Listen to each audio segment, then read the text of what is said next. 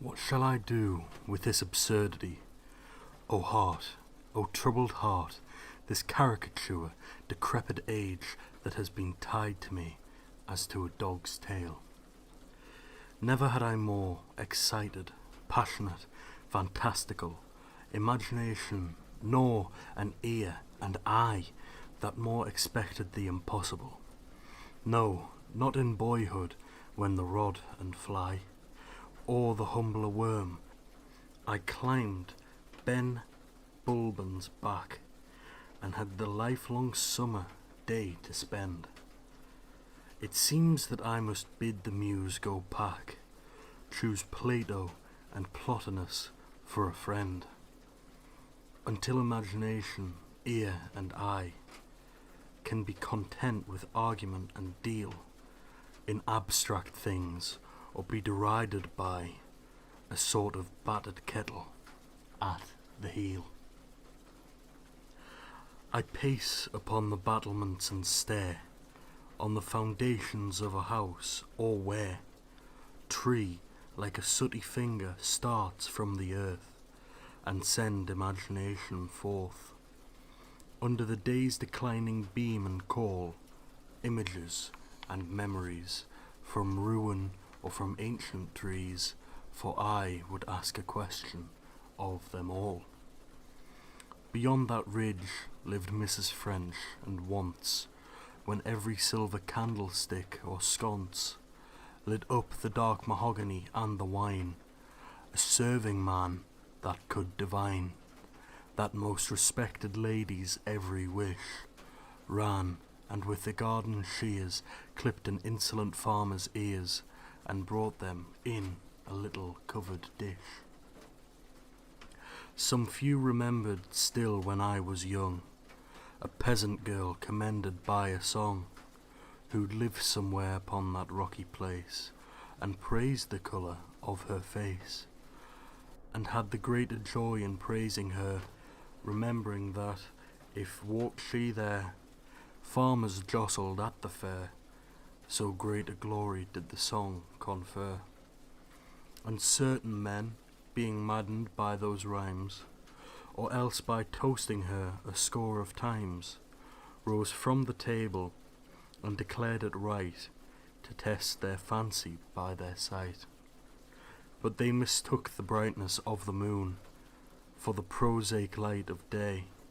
Music had driven their wits astray, and one was drowned in the great bog of Clun. Strange, but the man who made the song was blind. Yet now I have considered it, I find that nothing strange the tragedy began with Homer, that was a blind man. And Helen has all living hearts betrayed. O may the moon and sunlight seem one inextricable beam, for if I triumph I must make men mad. And I myself created Hanrahan, and drove him drunk or sober through the dawn, from somewhere in the neighbours' cottages. Caught by an old man's juggleries, he stumbled, tumbled, fumbled to and fro, and had but broken knees for hire, and horrible splendour of desire. I thought it all out 20 years ago. Good fellows shuffled cards in an old bawn, and when that ancient ruffian's turn was on, he so bewitched the card under his thumb, that all but the one card became a pack of hounds and not a pack of cards, and that he changed into a hare. Hanrahan rose in frenzy there, and followed up those baying creatures towards, towards I have forgotten what. Enough, I must recall a man that neither love, nor music, nor an enemy's clipped ear could. He was so harried cheer, a figure that has grown so fabulous, there's not a neighbour left to say, when he finished his dog's day, an ancient bankrupt master of this house. Before that ruin came, for centuries, rough men-at-arms cross-gartered to the knees, or shod in iron climbed the narrow stairs, and certain men-at-arms there were, whose images in the great memory stored come with loud cry and panting breast to break upon a sleeper's rest, while their great wooden dice beat on the board. As I would question all who can, come old, necessitous, half-mounted man, and bring beauty's blind rambling celebrant, the red man's the juggler sent. Through God-forsaken meadows, Mrs. French, gifted with so fine an ear, the man drowned in a bog's mire, when mocking muses chose the country wench. Did all old men and women, rich and poor, who trod upon these rocks or passed this door, whether in public or in a secret rage, as I do now against old age, but I have found an answer in those eyes that are impatient to be gone. Go therefore, but leave Hanrahan, for I need all his mighty memories. Old Letcher, with a love on every wind, bring up out of that deep considering mind all that you have discovered in the grave, for it is certain that you have reckoned up every unforeknown, unseeing plunge lured by a softening eye, or by a touch or a sigh, into the labyrinth of another's being.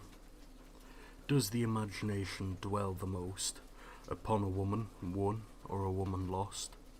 If on the lost admit you turned aside from a great labyrinth out of pride, cowardice, some silly over subtle thought, or anything called conscious once, and that if memory reoccur, the sun's under eclipse and the day blotted out.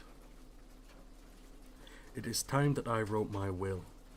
I choose upstanding men that climb the streams until the fountain leap and at dawn drop their cast at the side of dripping stone.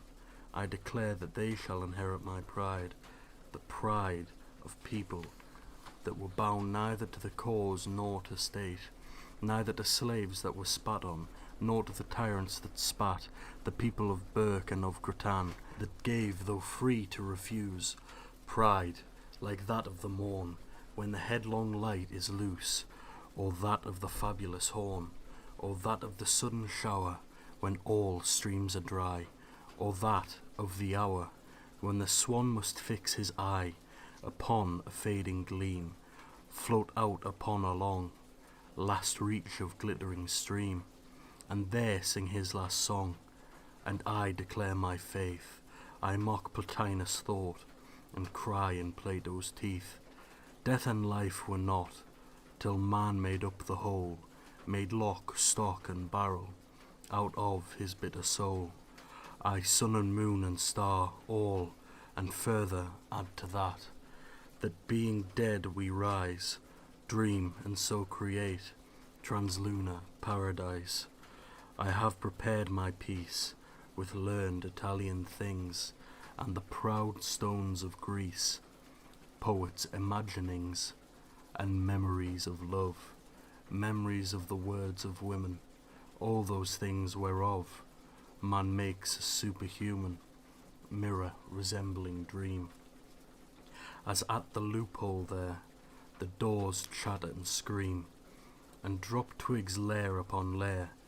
When they have mounted up, the mother bird will rest on their hollow top, and so warm her nest. I leave both faith and pride to young upstanding men, climbing the mountainside, that under bursting dawn they may drop a fly, being of that metal made, till it was broken by this sedentary trade. Now shall I make my soul, compelling it to study in a learned school, till the wreck of body, slow decay of blood, testy delirium, or dull decrepitude, or what worse evil come, the death of friends, or death of every brilliant eye that made a catch in the sky, seem but the clouds of the sky when the horizon fades, or a bird's sleepy cry among the deepening shades. The Tower. W. B. Yeats.